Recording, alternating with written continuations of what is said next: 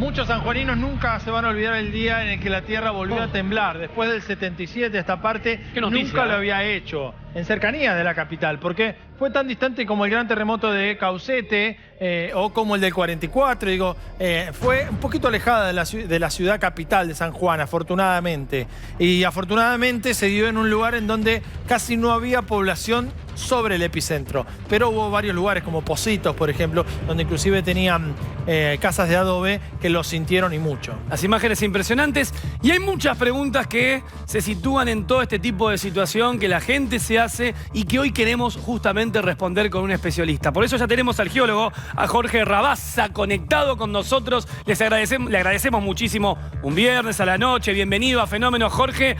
Bueno, buenas noches. Bueno, buenas noches. Encantado de estar con ustedes y muchísimas gracias por la invitación. Jorge, gracias a vos por ser parte de Fenómenos y por despejarnos algunas de las consultas que te vamos a hacer. Si estás viendo la pantalla, estamos viendo algunos de los terremotos, si no recuerdo mal, es el de Chile, en el que en el mismo momento en el que temblaba la tierra, se veían en el cielo luces. La sospecha de cualquiera tiene que ver con, por ejemplo, lo que vimos en algunos huracanes, cuando colapsan los transformadores. Exacto. Pero ¿puede deberse en algún caso a una cuestión geológica que aparezcan luces en el cielo, algún tipo de energía?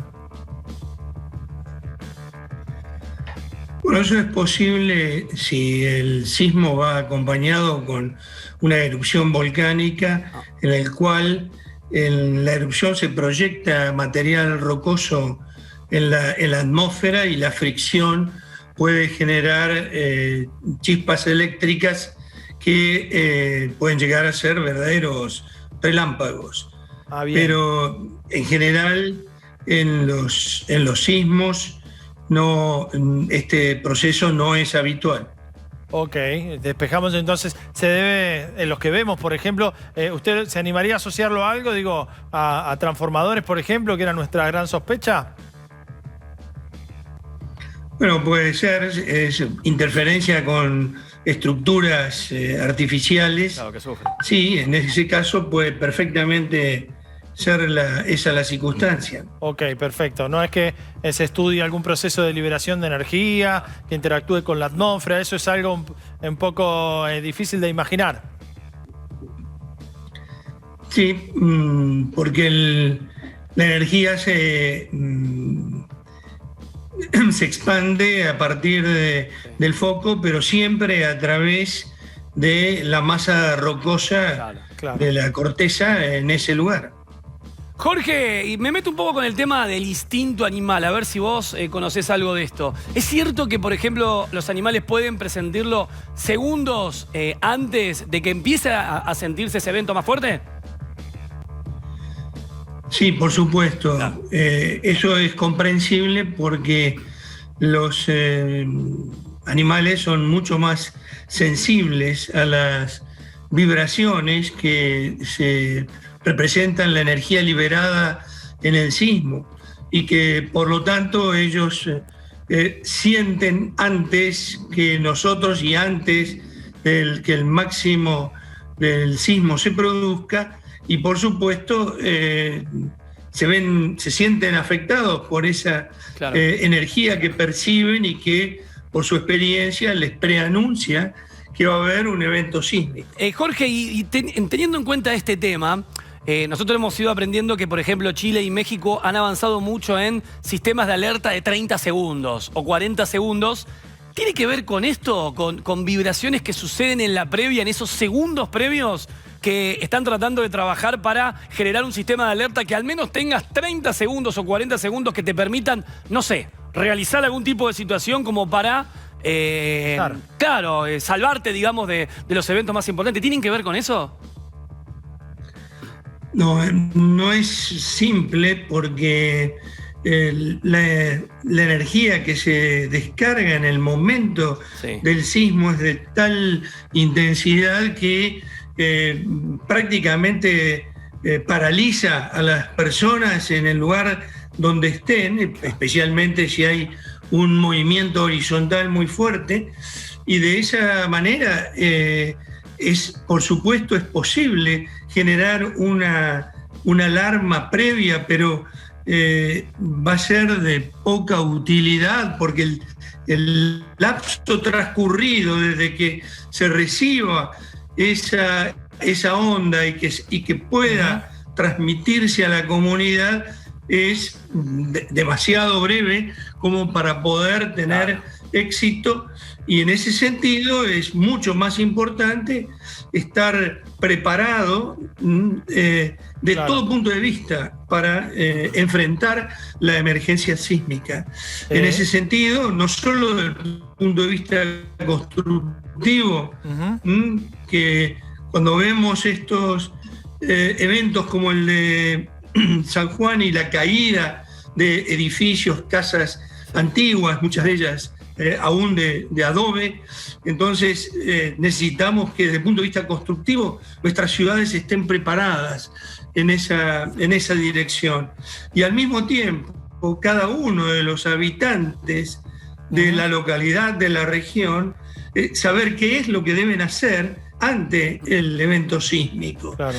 Y, por ejemplo, una de las recomendaciones es salir de los edificios, de las viviendas, y tratar de desplazarse, digamos, a cielo abierto y hacia lugares abiertos, como puede ser una plaza, un parque. Ahora, Jorge, nosotros veíamos familias que se abrazaban y que se metían debajo del marco de una puerta. ¿Eso está bien o está contraindicado? No, si esas personas no han podido salir al exterior, hay una posibilidad que en el marco de la puerta, porque la puerta, digamos, tiene una estructura que puede impedir que pedazos del techo del cielo raso caigan sobre las personas. Y en el mismo sentido, estas personas que pueden, por ejemplo, ubicarse debajo de una mesa sólida, porque de esa manera sus cuerpos van a estar, por lo menos en parte, protegidos ante la caída de mampostería del techo de la vivienda. Ahora, esa imagen que veíamos recién de la grieta, Jorge, no sé si usted seguro la recuerda, de San Juan, mientras vemos imágenes puras de esta que estamos viendo ahora, particularmente la vemos sobre la ruta porque es una zona, que es fácil de observar porque justamente hay cemento. Esto podría darse en otras zonas en particular, o se dio sobre la ruta porque hay una compactación previa y algo que hizo rígido el suelo que no le permite moverse sino romperse. Bueno, las grietas en ese sentido son provocadas por el paso por ese lugar, por ese ambiente determinado de las ondas sísmicas, y en ese sentido, cuanto mayor sea la intensidad del sismo, mayor será la capacidad destructiva de las ondas generadas. Y de la misma manera, en lo que hace a los sismos que son superficiales, el desplazamiento, es decir, que el foco está muy cerca a la superficie de la corteza terrestre en ese lugar, y en ese sentido las ondas se desplazan mucho más rápidamente y pueden alcanzar localidades mucho más alejadas del epicentro, cuando el epicentro es la proyección en la vertical del lugar de la posición del foco, que es donde se genera toda la liberación de energía del sismo.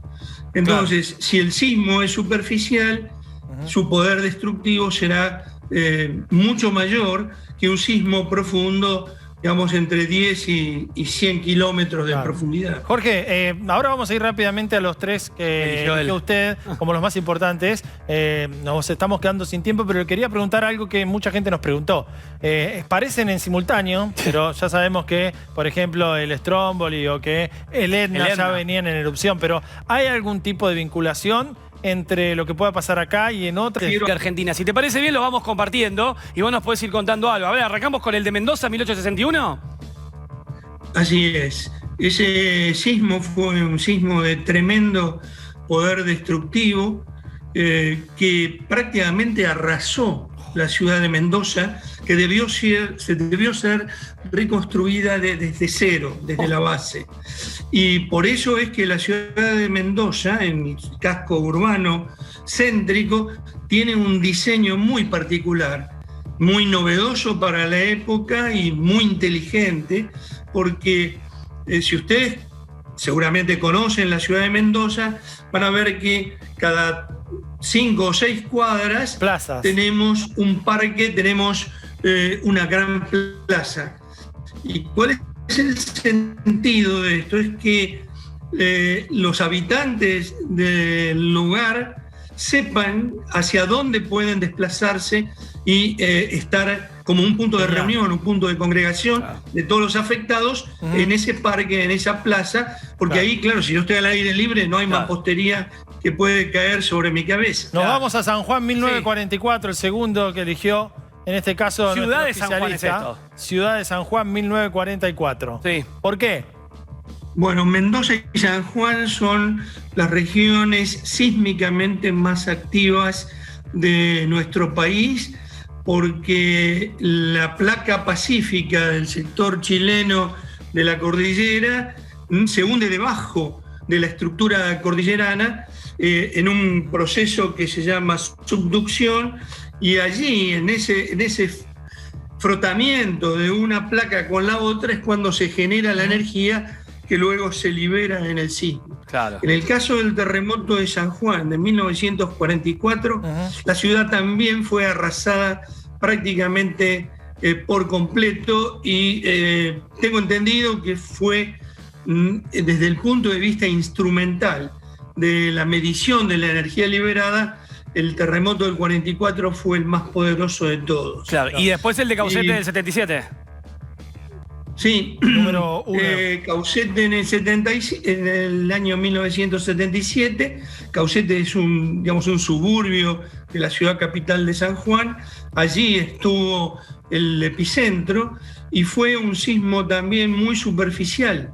Y esa es la razón por la cual las ondas sísmicas viajan con menores obstáculos, lo hacen con mayor velocidad, con mayor poder destructivo, y fue así que las ondas del terremoto de Caucete llegaron hasta la capital federal. Genial. Claro. Es decir, fue sentido muy fuertemente en la capital federal. Muchas gracias, muchas gracias, de verdad. Gracias, Jorge, por compartir toda esta información, por sumarte a Fenómenos. Esperemos que la próxima vez, si te podemos comunicar, no sea por tanto complicación como la que hubo justamente durante... Y lo vamos a invitar porque teníamos para hoy preparado un top 5, así que, Jorge, después te lo vamos a pasar para que también para que lo rechequees y veas si estás bien. Teníamos un top 5 de los 5 terremotos mejor captados por las cámaras